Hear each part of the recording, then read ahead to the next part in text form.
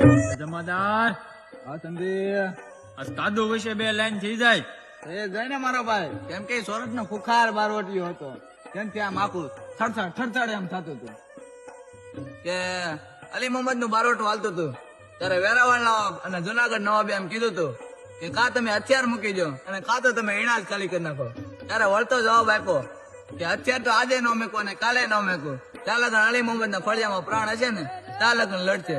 ત્યારે અલી મોહમ્મદ એના બેટાને કીધું હતું કે ભાઈ તો આપડા બધા મકરાણીઓને બોલાય, કેમ કે મારા કાળ ને આમ પગલા ભરવાના છે. એમાં કાદુ મકરાણી આવ્યા. કાદુ મકરાણીને કીધું કે તમારે હથિયાર મૂકવા કે ન મૂકવા એ તમારી વાત છે.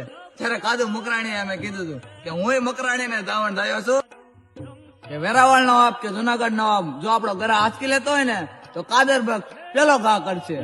અને પછી તો કઈ તોપો આવી ખબર છે, વેરી ખાવ એક તોપો આવો મેડી ભાઈ. અને પછી તો કાદર બક્ષ એના પાસા જોન લઈ અને નીકળી જો કે મકાન ના નીચે દટાઈને મરો. એને કરતા જુનાગઢ નવાબ અને વેરાવળ નવાબ ને ખબર પડી જાય કે મતદાનજી કોનું નામ છે. અને બારવટું પૂરું છું અને પછી ત્યાંથી કાદુ મકરાણી નો આહાકાર મચ્યો.